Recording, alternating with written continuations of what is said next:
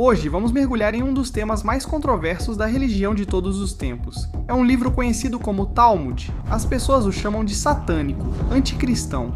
Não é apenas um livro. Ele é composto por milhares de páginas distribuídas em vários volumes. Cada página está repleta de discussões vindas de diferentes épocas. Você pode estar diante de mais de 100 obras de centenas de autores ao longo de mais de 1800 anos. Ler o Talmud pode parecer caótico, porque ele tenta capturar os debates acadêmicos em tempo real, com idas e vindas. Está cheio de termos estranhos que exigem contexto cultural e referências profundas a outros textos, além de argumentos que vão em várias direções. Estudiosos judeus escreveram centenas de comentários ao longo dos séculos para explicar o que ocorre. Mas afinal, o que é o Talmud?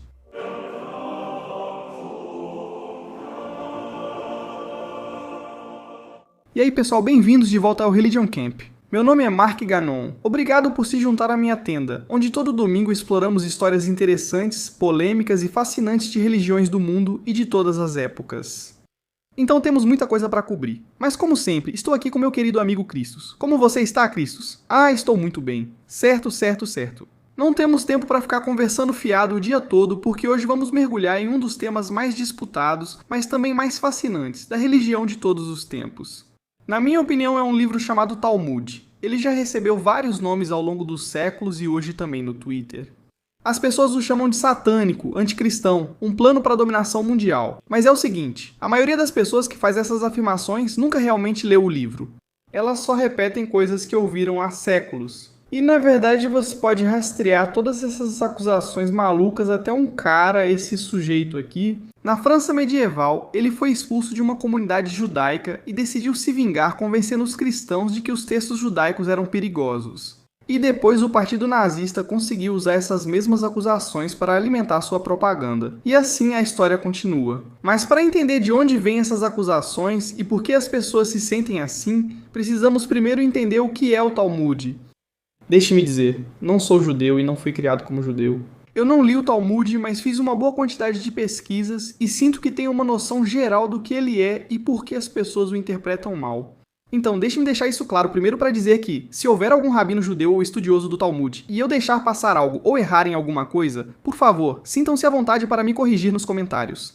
Eu adoraria saber o que coloquei aqui por engano. Além disso, se você nunca ouviu falar disso, ou se tudo isso é novidade para você, como foi para mim, eu gostaria muito de saber o que você pensa. Por favor, deixe um comentário aí. Religion Camp é onde exploro os detalhes mais interessantes de todas as religiões, pois acredito que a vida é melhor com fé.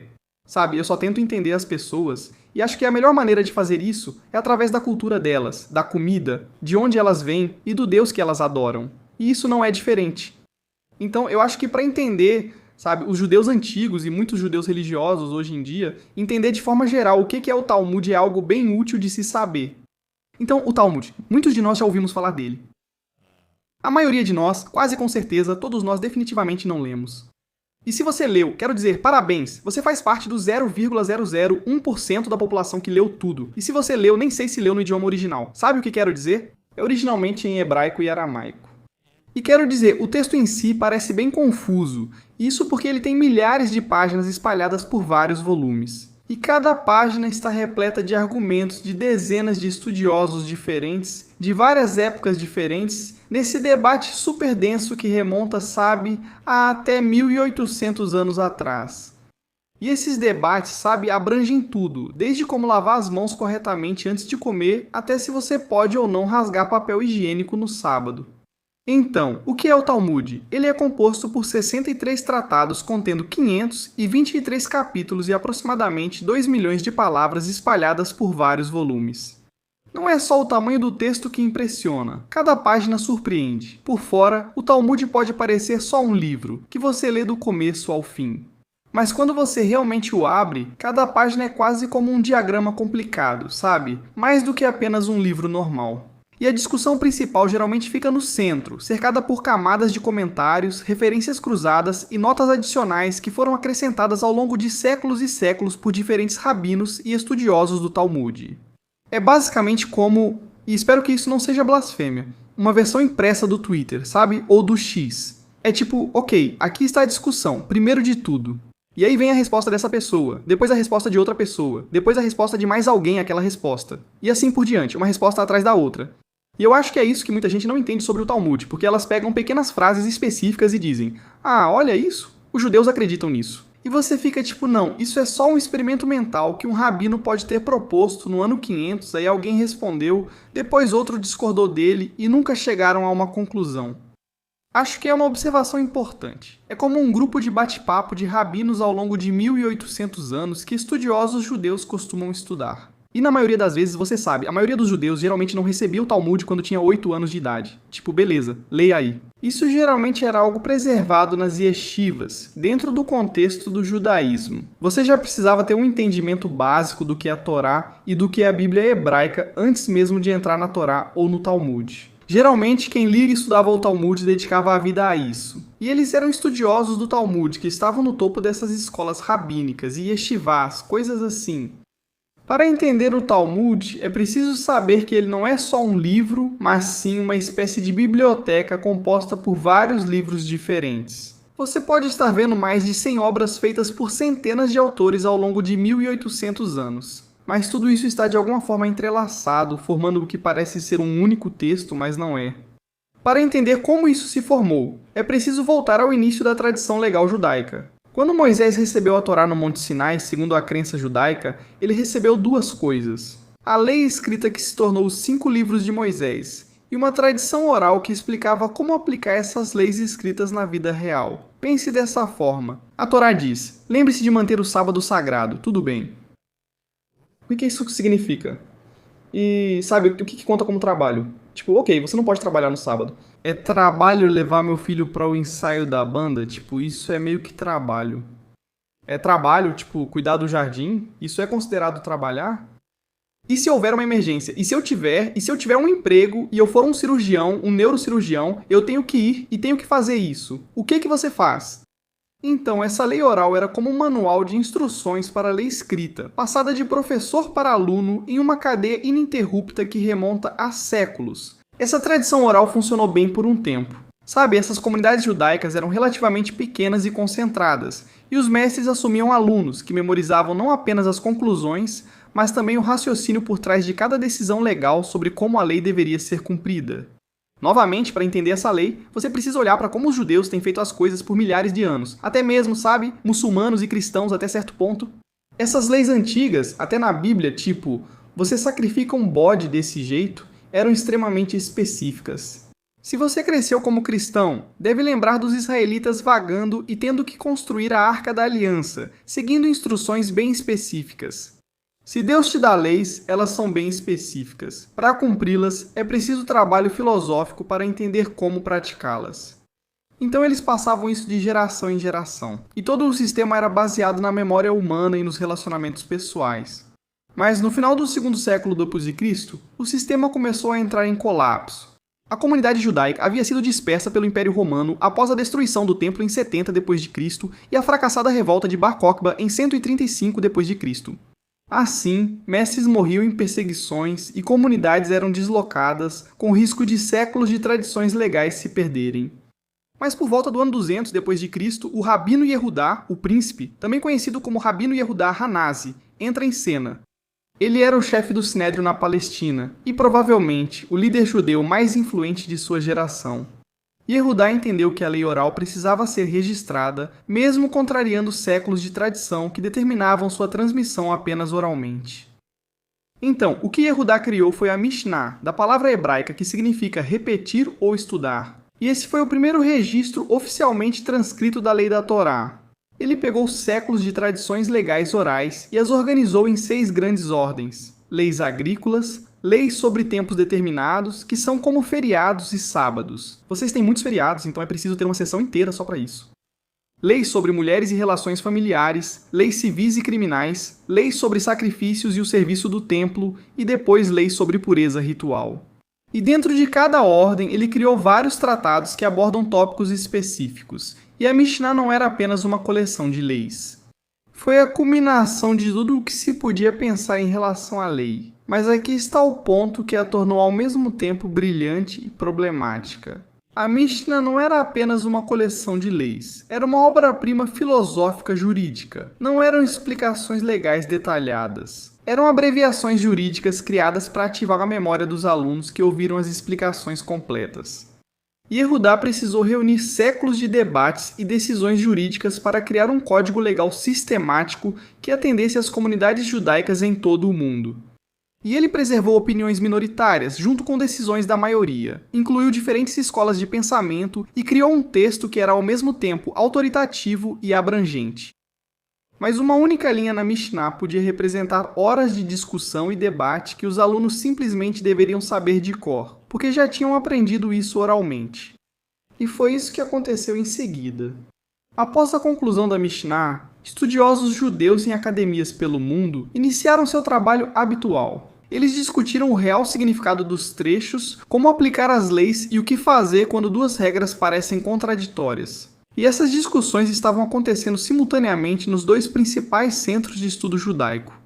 No Oriente Médio, nas terras sagradas como Jerusalém e Palestina, onde a Mishnah foi compilada, e na Babilônia, onde uma grande comunidade judaica cada vez mais influente se estabeleceu. Ambas as comunidades criavam suas próprias tradições de comentário e interpretação durante o período da Mishnah. E é aqui que temos, eu diria, uma distinção importante entre dois Talmudes. A palavra Talmud significa literalmente estudo ou aprendizado, e refere-se à combinação da Mishnah com o comentário que se desenvolveu ao seu redor. E o comentário em si é chamado de Gemará, da palavra aramaica que significa conclusão ou tradição. Assim, o Império Romano, à medida que se tornava mais cristão, estava causando um declínio geral na comunidade judaica. Então você tem o Talmud palestino, também chamado de Talmud de Jerusalém ou Talmud Yerushalmi. Isso foi concluído por volta de 400 d.C., mas era mais curto e menos abrangente que o desenvolvido na Babilônia. Enquanto isso, a comunidade judaica prosperava na Babilônia. Durante o Império Sassânida, os judeus levavam uma vida normal, com tribunais e sistemas educacionais próprios. Tinham liderança política própria, sob figuras conhecidas como exilarcas. As academias babilônicas, especialmente as de Surá e Pumbedita, tornaram-se a Harvard e Yale do mundo judaico. Basicamente, atraíam estudantes de todo o mundo conhecido que queriam estudar nessas proto-yeshivás babilônicas. E os estudiosos dessas academias babilônicas tinham algo que as academias de Jerusalém não tinham. Eles tinham tempo, tinham recursos e, acima de tudo, tinham liberdade. Assim passavam décadas desenvolvendo argumentos legais complexos, mantendo vários pontos de vista e registrando detalhadamente suas discussões. Quero dizer, esse é um ponto realmente interessante. Eles incluíam a decisão da maioria, mas também a decisão da minoria. Muitas vezes as pessoas veem uma frase aleatória, acham estranho e dizem: eles concordaram, por isso foi decisão da minoria. E então a decisão da maioria prevaleceu e disse: isso não é realmente o que fazemos, mas estamos incluindo isso para que os estudiosos mais tarde possam entender todo o contexto de onde isso veio.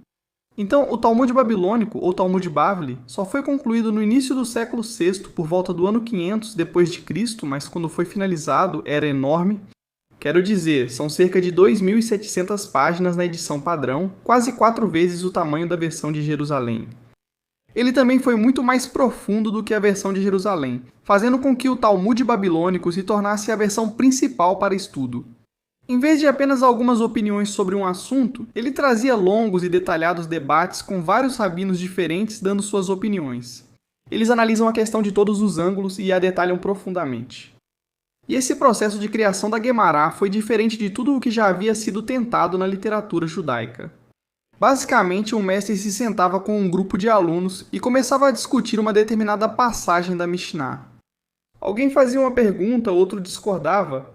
Uma terceira pessoa mencionava um caso relacionado que tinha ouvido falar, e a discussão se ramificava em várias direções diferentes, depois voltava à questão original e se dividia novamente. Os alunos não eram só ouvintes, esperava-se que interviessem, desafiassem o professor e colegas e apresentassem contra-argumentos. O que tornava esse sistema extraordinário era que tudo era memorizado. Os alunos participavam dessas discussões, absorviam não só as conclusões, mas todo o raciocínio e entendiam filosoficamente como essas pessoas chegaram a essa conclusão. Eles levavam esse conhecimento ao fundar suas próprias academias. Eles lembravam não só do que o rabino disse, mas exatamente como ele disse, quem discordou dele, por que discordaram, quais foram os contra-argumentos e como a discussão evoluiu. E isso continua por gerações. Um estudante da academia em Surá viajava para Pumbedita e compartilhava a discussão de sua academia de origem, e os rabinos correspondiam entre si, enviavam perguntas e depois davam uma resposta detalhada. E aos poucos, essa enorme rede de raciocínio e debate jurídico ia se formando, tudo mantido na memória coletiva dessas comunidades judaicas. Esses escribas então iniciaram a enorme tarefa de registrar os debates orais e transformá-los no texto escrito chamado Guemará. Mas mesmo quando eles colocaram isso no papel, tentaram preservar a sensação dessas conversas originais. E é por isso que ler o Talmud pode parecer caótico, porque ele tenta capturar os debates acadêmicos em tempo real, com idas e vindas. Então, estudar o Talmud não é como ler um livro em que você abre, tem os personagens, depois o conflito e em seguida a resolução. Está cheio de termos estranhos que exigem contexto cultural e referências profundas a outros textos, além de argumentos que vão para diferentes direções. Sem treinamento ou orientação, é praticamente impossível acompanhar. Por isso, estudiosos judeus escreveram centenas de comentários ao longo dos séculos para explicar o que ocorre. O mais importante veio de Rashi, rabino do século XI. As explicações dele eram tão claras e essenciais que foram impressas ao lado do texto talmúdico em praticamente todas as páginas. Mas Rashi não é a palavra final. Seus alunos e descendentes adicionaram interpretações próprias, chamadas Tosafot, que traziam visões alternativas, novas perguntas e até desafiavam suas ideias. Assim, nada que um rabino incluísse no Talmud virava doutrina obrigatória para ser aceita por um conselho rabínico posterior. Em vez disso, era simplesmente colocar ideias em discussão e outras pessoas as desafiavam, literalmente como em uma thread do Twitter. Com o tempo, novas ferramentas como referências cruzadas, notas laterais e debates extras foram incluídas. E ficou tão complexo que basicamente se tornou, sabe, uma versão em papel da internet. Você podia alternar entre argumentos e acompanhar como as ideias evoluíam ao longo dos séculos. E essa complexidade, embora brilhante, também tem um lado negativo. Se você não sabe ler, pode entender errado. Pessoas de fora podem citar opiniões estranhas e assumir que isso é a lei judaica, e é nisso que os judeus acreditam. Quando na verdade era só um comentário lateral em um debate mais longo, sabe? Eles pegavam esse exemplo, esse cenário maluco, uma hipótese, e usavam isso no ensino, assumindo que os judeus faziam aquilo na vida real. Sabe, você pode imaginar uma hipótese onde está tentando entender, uma lei filosófica, e aí você pensa, ok, por que, devemos comer animais? Imagine numa aula de filosofia, você diria sim ou não. Aí alguém pergunta, você pode fazer sexo com animais? Por que você pode comê-los, mas não fazer sexo com eles? Você está levantando um ponto filosófico. Agora imagine alguém dizendo, Mark, você afirmou nessa aula que se deve fazer sexo com animais. Eu responderia, opa, estava apenas levantando uma hipótese para ilustrar outro ponto. Isso foi escrito no livro, e agora acham que eu e minha família acreditamos nisso, por isso a confusão surge. A linguagem também não ajuda. A Mishnah estava em hebraico, mas o resto, a Guemará, era principalmente em aramaico babilônico antigo. E era cheio de abreviações e gírias internas que, você tinha que conhecer para conseguir entender. E os temas eram totalmente variados, não tinha uma ordem clara, né? Uma página podia tratar de orações ao nascer do sol, outra sobre fraude em negócios, e outra sobre se Deus criou o mundo na primavera ou no outono. Há questões jurídicas, espirituais, éticas, além de agricultura e medicina. É incrivelmente abrangente, o que também facilitou muito para as pessoas escolherem trechos estranhos, tirá-los do contexto e usar isso para atacar tudo. E é aqui que entra um cara chamado Nicolau Dornan. Ele conhecia o Talmud profundamente e sabia onde era vulnerável, além de como distorcê-lo para um público que não falava o idioma nem entendia a escrita. E com algumas citações sem muito contexto, ele transformou séculos de pensamento jurídico em algo que parecia ameaçador. E foi exatamente isso que ele fez. Durante mais de 700 anos, a Igreja Católica praticamente ignorou o Talmud, certo? Ele era reservado para estudiosos judeus específicos nas yeshivas, onde eles debatiam suas próprias leis. E tudo bem. Mas então tudo isso muda. Então Donin era um estudioso judeu da região de La Rochelle, na França, e ele conhecia muito bem o Talmud. Mas por volta de 1225, ele foi excomungado de sua comunidade judaica. Não sabemos o motivo exato, mas o resultado foi isolamento total. Na vida judaica da época, a excomunhão significava perder identidade, comunidade e status, não só ser rejeitado. Isso significava não poder participar das orações, fazer negócios ou ser enterrado com a família. Você era expulso, tornando-se invisível, um fantasma na própria cidade. Mas em vez de seguir em frente em silêncio, ele ficou irritado e quis se vingar. Então ele se converteu ao cristianismo, a maior religião da França na época, e entrou para os franciscanos, uma ordem católica poderosa e influente. E ele não só se converteu. Ele usou seu conhecimento da lei judaica para apresentar o Talmud como perigoso para a igreja. Donin passou anos estudando teologia cristã e descobriu o que chocaria as autoridades da igreja. E ele compilou uma lista de todas as passagens do Talmud tiradas do contexto original, apenas as linhas em si, e disse: "Olha, isso é blasfemo e anticristão." E em 1236, Donin levou sua acusação ao Papa Gregório IX e apresentou suas 35 acusações específicas contra o Talmud, completas com citações e referências. E o Papa meio que acreditou nele. Digo, ele não falava aramaico, ele não ia lá conferir. Em 1239, ele emitiu uma bula papal ordenando a apreensão de todas as cópias do Talmud na Europa. A maioria dos monarcas não queria criar conflito religioso por um texto que nem entendiam. Além disso, as comunidades judaicas geralmente estavam sob proteção real e ocupavam funções na indústria, como comércio, medicina e finanças. Mas a França era diferente. Na época, a França era governada por Luís IX, que depois foi canonizado como São Luís. Ele era muito religioso e encarava isso como uma missão sagrada de Deus, não só uma ordem. Então, quando essa ordem chegou à França, Luís não apenas confiscou o texto, eles seriam julgados. Foi a primeira vez na Europa que um texto religioso central para a vida judaica seria julgado, tudo porque um judeu excomungado sabia fazê-lo, para manipular muitos cristãos através do medo. O que aconteceu em seguida deveria ser um debate entre Donin e os rabinos judeus, mas já começou meio desequilibrado. Em 3 de março de 1240, enquanto judeus por toda a França estavam reunidos em suas sinagogas para os serviços religiosos do sábado, o rei Luís IX ordenou que autoridades invadissem as comunidades judaicas e confiscassem todas as cópias do Talmud. Isso aconteceu apenas alguns meses depois que a bula papal foi emitida. E aí, pessoal? Estou na estrada. Isso mesmo. Vou para Chandler, Arizona, San Diego, Califórnia, Burlington, Vermont, Montreal, Toronto, Detroit e várias outras datas que vou adicionar ao meu site, markgagnonlive.com. Eu adoraria ver vocês lá. Obviamente, se você não sabe, eu sou comediante de stand-up. E stand-up comedy é a minha paixão, é o que eu amo fazer. E ver vocês indo aos shows realmente faz a minha vida valer a pena. Eu fico depois do show para conversar com todo mundo. Então, se você quiser aparecer, assistir ao show, trocar uma ideia comigo, isso significaria muito para mim. Você pode me ver em todas essas datas e mais no meu site, markgagnonlive.com. E eu vejo vocês na estrada. As comunidades judaicas ficaram atordoadas. Por séculos viveram sob governantes cristãos, enfrentando restrições comerciais e de moradia, mas os textos religiosos nunca foram problema. Agora, de repente, um dos livros tão centrais para as suas, você sabe, yeshivas e seus estudiosos estava sendo tirado deles por esses oficiais reais. Mas Luís IX não tinha terminado. Após apreender os livros, ele quis garantir que suas ações eram justificadas por Deus e pela Igreja, organizando algo inédito. Ele fez um julgamento do livro. Em junho de 1244, dos mais proeminentes rabinos da França foram chamados aos tribunais reais. Esses não eram apenas líderes judeus quaisquer, eles eram figuras intelectuais infames dentro do judaísmo francês. O rabino Yechiel de Paris liderava a yeshivá mais prestigiada do país e era amplamente considerado o principal estudioso judeu da Europa. E o rabino Moshe de Cusi era uma autoridade legal respeitada, cujos escritos eram estudados em todo o mundo judaico. E junto com eles estavam outros 2 rabinos, o rabino Melum e o rabino Shmuel ben Shlomo, ambos estudiosos de grande prestígio por mérito próprio e que possuíam suas próprias grandes instituições de ensino judaico.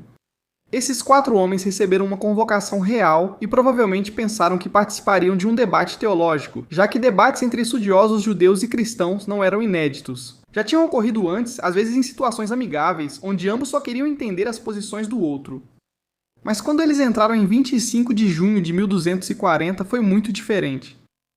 O ambiente era intimidador, diferente de um debate calmo na universidade ou uma troca acadêmica na biblioteca. Era uma corte real na França sob o olhar do próprio rei Luís.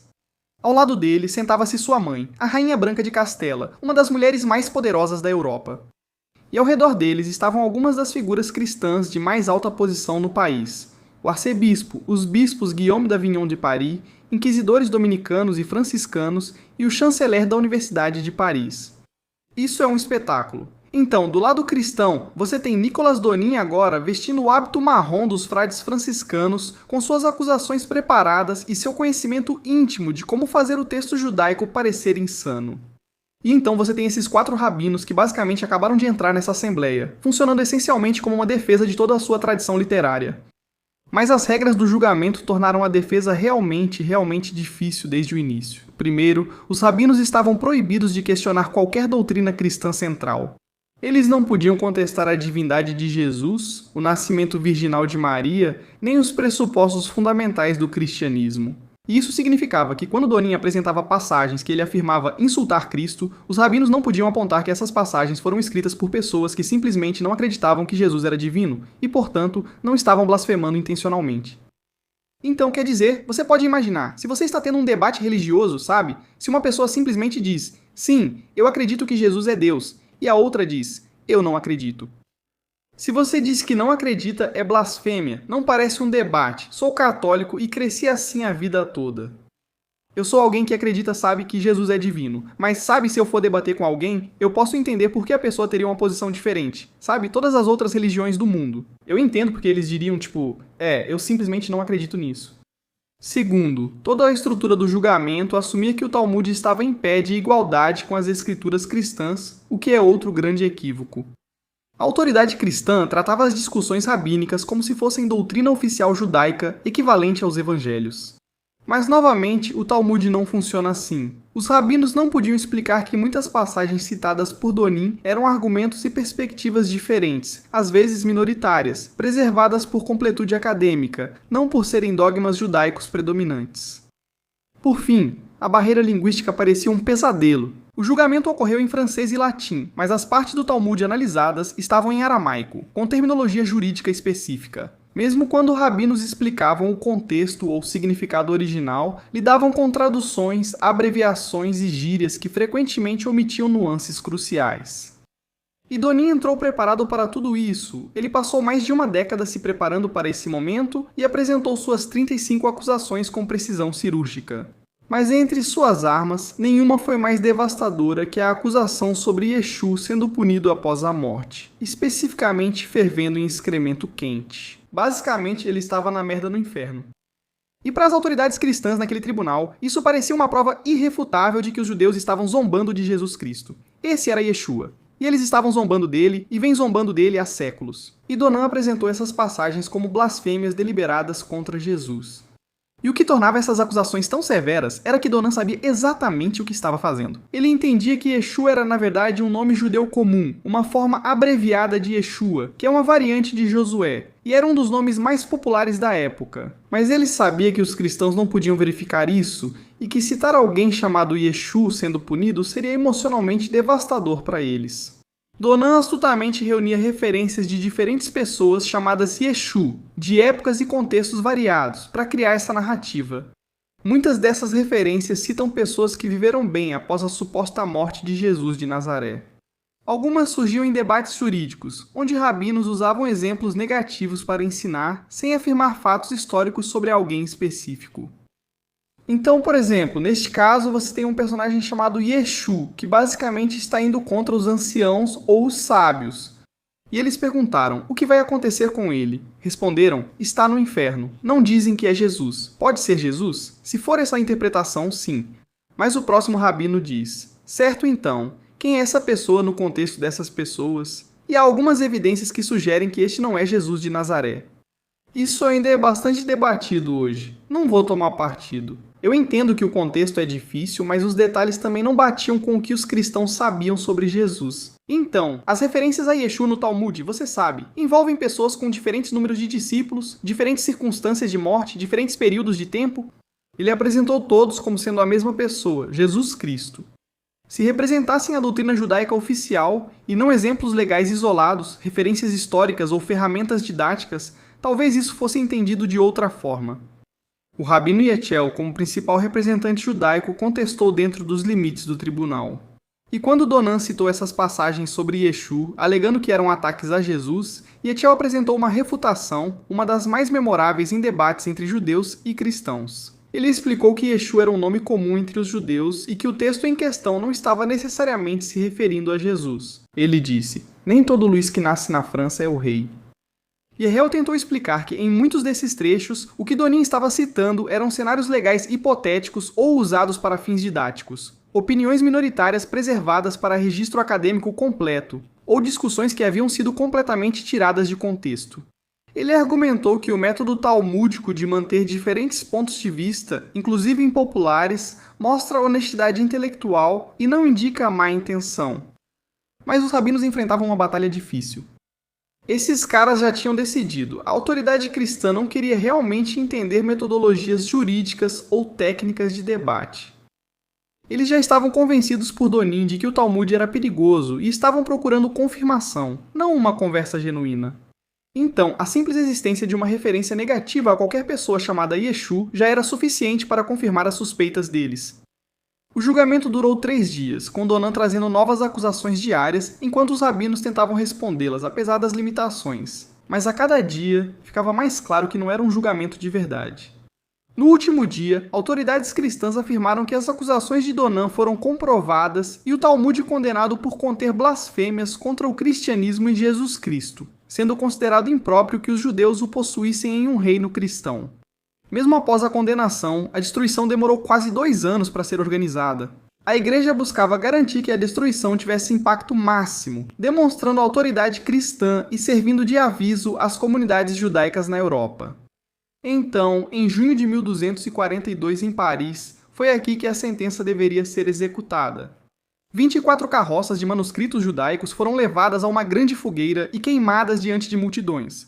E a maioria das pessoas estima que até 10.000 volumes individuais foram queimados, o que é uma perda enorme quando você lembra que cada um desses livros era escrito à mão durante meses, ou até anos. Quero dizer, a imprensa ainda levaria mais 200 anos para ser inventada. E esses não eram apenas textos religiosos que poderiam ser substituídos. Muitos desses manuscritos traziam discussões únicas, talvez de um rabino contemporâneo, e foram queimados, fazendo séculos de debate intelectual virarem fumaça. Você pode achar que isso é só um caso medieval, mas as acusações de Donin serviram de modelo até para os nazistas. A abordagem é simples.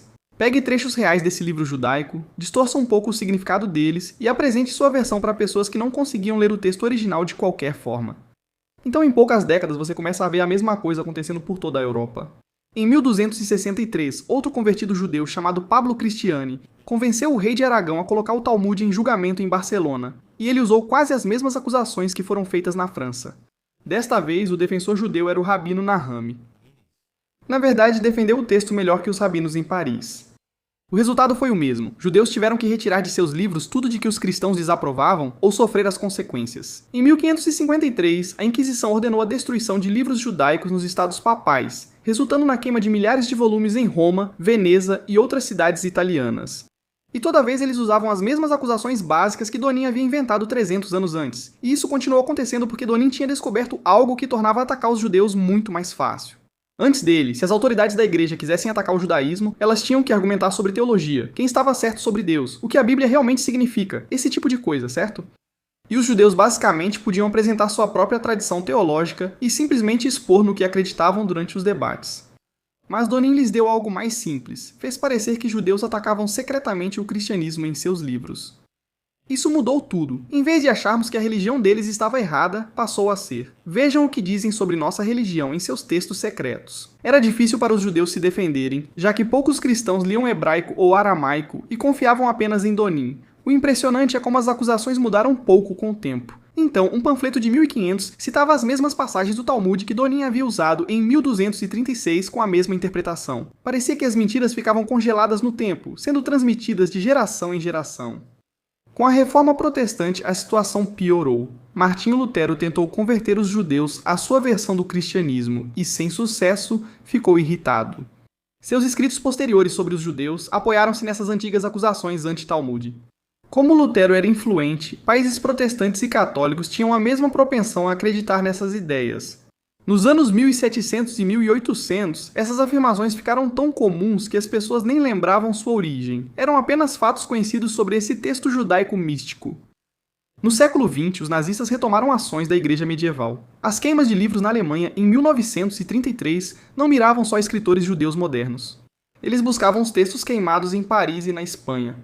A propaganda nazista sobre livros judaicos usava a linguagem que Nicolau Donin reconheceria de imediato. Alfred Rosenberg, importante ideólogo do Partido Nazista, afirmou que o Talmud usava argumentos que eram basicamente propaganda da igreja medieval com alguma teoria racial misturada. Selecionavam citações e depois as interpretavam fora de contexto. Alguns diziam que esses textos provavam que judeus odiavam não-judeus. E depois de Paris, estudar o Talmud se tornou perigoso. Em muitos lugares da Europa, possuir esses livros podia resultar em multa, prisão ou até mesmo morte. Estudiosos judeus precisavam estudar e esconder livros em segredo. Grandes centros de estudo judaico na Europa medieval foram destruídos ou forçados à clandestinidade. E estudantes que, você sabe, poderiam ter se tornado grandes estudiosos, em vez disso, precisavam apenas focar em sobreviver e não deixar ninguém saber sobre o que estavam lendo. Séculos de desenvolvimento intelectual foram perdidos porque alguém transmitiu intencionalmente errado o conteúdo do livro. E o que Nicolas Donan fez foi notável, mas de uma forma ruim, certo? A parte mais perturbadora é que ele não estava simplesmente inventando, ele pegava trechos reais e mudava o significado deles. E é por isso que muita gente hoje em dia não gosta do Talmud, certo? Foi assim que ele foi criado, entendido, mal interpretado e virou alvo de acusações da igreja. Pra mim, eu via coisas aleatórias no Twitter, tipo, o Talmud diz isso, então os judeus acreditam naquilo. Novamente, eu sou uma pessoa que tenta ver o melhor em todas as religiões do mundo, seja, sabe, o Islã, o judaísmo, o cristianismo. Eu só digo, olha, eu conheço muçulmanos e eles são pessoas muito boas. E eu conheço judeus e eles são pessoas muito boas. E eu conheço cristãos e eles são pessoas muito boas. E existem alguns ruins? Com certeza. Mas os que conheço são incríveis, sabe? Tenho muito respeito e admiração por pessoas espirituais e religiosas, independentemente da tradição. Procuro sempre ver o melhor. Quando vejo algo estranho, como dizer que o Alcorão ou o Talmud prova que muçulmanos ou judeus são ruins, não concordo com essa visão. Penso, será que posso ter uma explicação de verdade? Então eu conversei com alguns amigos que estudaram o Talmud. Eu perguntei, o que você acha disso? E eles disseram, é muita coisa tirada de contexto. Edições posteriores do Talmud removeram certas versões e frases tiradas de contexto, alegando que não são essenciais à fé, nem comparáveis à Bíblia ou aos Evangelhos, mas sim opiniões de algum rabino, então simplesmente retiram, sem grande importância. E pra mim, acho que esse é um dos maiores equívocos que as pessoas, talvez cristãos especificamente, podem ter ao olhar para o Talmud e pensar, isso é o Evangelho. Sabe, como se isso fosse literalmente a palavra de Deus. E não é a palavra de Deus. Isso é um rabino antigo respondendo a outro, que responde a outro, entrando numa tangente sobre algo que outro rabino escreveu. Então, pra mim, parece um mal-entendido. E no fim das contas, eu não sei. Eu não tenho medo do Talmud.